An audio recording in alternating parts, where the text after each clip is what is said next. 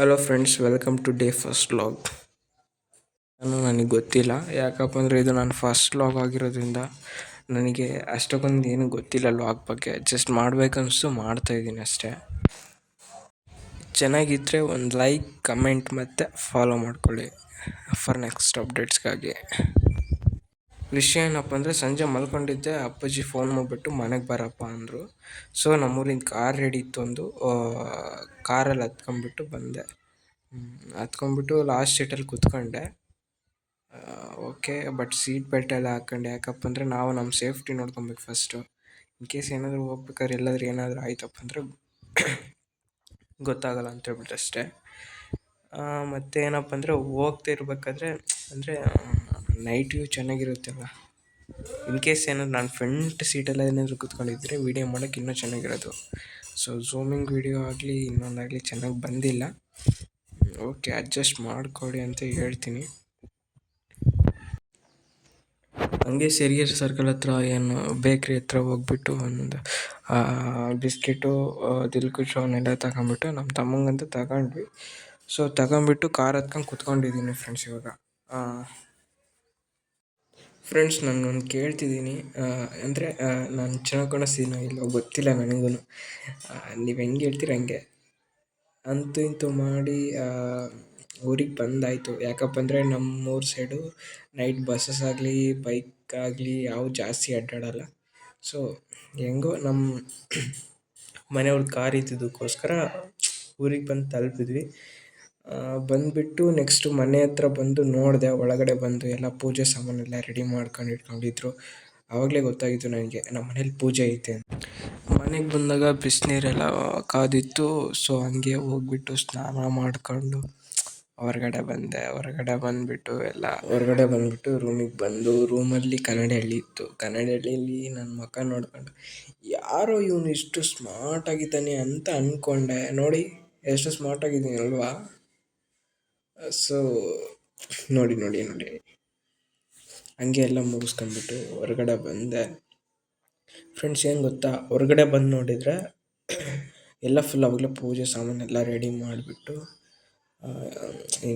ಎಲ್ಲ full ready ಮಾಡಿಬಿಟ್ಟು ಕೂತ್ಕೊಂಡಿದ್ರು. ಅವಾಗಲೇ ಪೂಜೆ ಸ್ಟಾರ್ಟ್ ಮಾಡೋಣ ಅಂತ ಹೇಳ್ಬಿಟ್ಟು. ನಮ್ಮ ತಮ್ಮಂಗೆ ವೀಡಿಯೋ ಮಾಡು ಅಂದರೆ ಅವನು ಮಾಡಲ್ಲ ನಾನು ಅಂದ. ಸೊ ನಾನೇನು ಮಾಡಿದೆಪ್ಪ ಅಂದರೆ ಅಂಗಡಿಗೆ ಹೋಗಿ ಬಂದೆ. ಅಂಗಡಿಗೆ ಹೋಗಿ ಬರೋಷ್ಟೊತ್ತಿಗೆ ಸ್ಟಾರ್ಟ್ ಆಗಿತ್ತು ಫ್ರೆಂಡ್ಸ್ ಅರ್ಧಂಬರ್ಧ.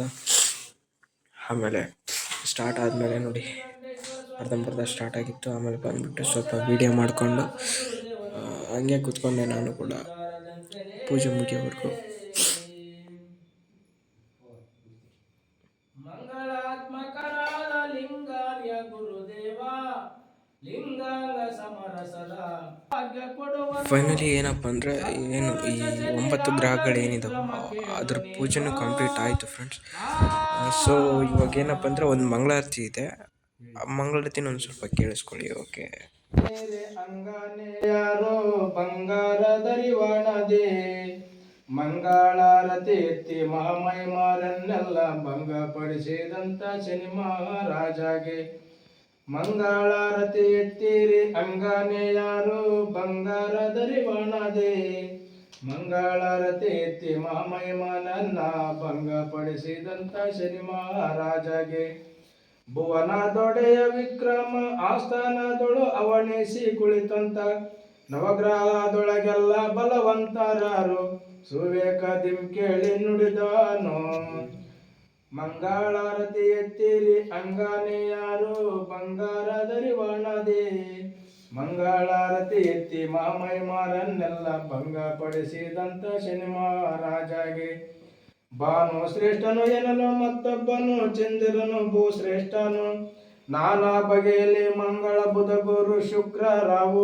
ಕೇತುಗಳೆಂದು ನುಡಿದಾರು ಮಂಗಳಾರತಿ ಎತ್ತಿರಿ ಅಂಗಾನೆಯಾರು ಬಂಗಾರದರಿವಾಣದೆ ಮಂಗಳಾರತಿ ಎತ್ತಿ ಮಹಾಮಹಿಮಾರನ್ನೆಲ್ಲ ಭಂಗಪಡಿಸಿದಂಥ ಶನಿ ಮಹಾರಾಜಗೆ ಇವರ ಮಾತಿ ನಂತರದಲ್ಲಿ ಶನಿ ಮಹಾರಾಜನು ಭುವನ ಗತಿ ಶ್ರೇಷ್ಠನು ರವಿಗೆ ಕಷ್ಟವ ಕೊಟ್ಟು ಅರಣ ನೆಲವ ಮಾಡಿ ಜವದಿ ತಿರುಗುವ ಅಶ್ವ ಕುರುಡನ ಮಾಡಿದ ಮಂಗಳಾರತಿ ಎತ್ತಿರಿ ಅಂಗಾನೆಯಾರು ಬಂಗಾರದರಿವಾಣದೆ ಮಂಗಳಾರತಿ ಎತ್ತಿ ಮಾಮೈಮಾರನ್ನೆಲ್ಲ ಭಂಗಪಡಿಸಿದಂತ ಶನಿ ಮಹಾರಾಜಗೆ ಪಿತಗೆ ಕಷ್ಟವ ಕೊಟ್ಟಂತ ಶನಿ ಮಹಾರಾಜ ಕ್ಷಿತಿಯೋಳು ಭೂಭ್ರಷ್ಟನು ಶತಪಾಪಿ ಎನ್ನುತ್ತ ಭೂಪತಿ ನಕ್ಕನು ಛಾಯಾದಿವ್ಯ ಪುತ್ರ ಶನಿ ಕೇಳಿ ಬಂದನು ಮಂಗಳಾರತಿ ಎತ್ತೀರಿ ಅಣ್ಗಾನೆ ಯಾರು ಬಂಗಾರದರಿವಾಣದಿ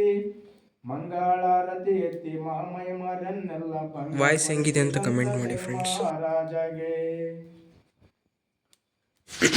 ಸೊ ಫ್ರೆಂಡ್ಸ್, ಇವತ್ತಿನ ಮಾಡಿರ್ತಕ್ಕಂಥ ಪೂಜೆ ಇಲ್ಲಿಗೆ ಮುಕ್ತಾಯ ಆಗಿದೆ. ನೆಕ್ಸ್ಟ್ ವಿಡಿಯೋ ದಲ್ಲಿ ಮತ್ತೆ ಸಿಗೋಣ friends. Thank you for watching.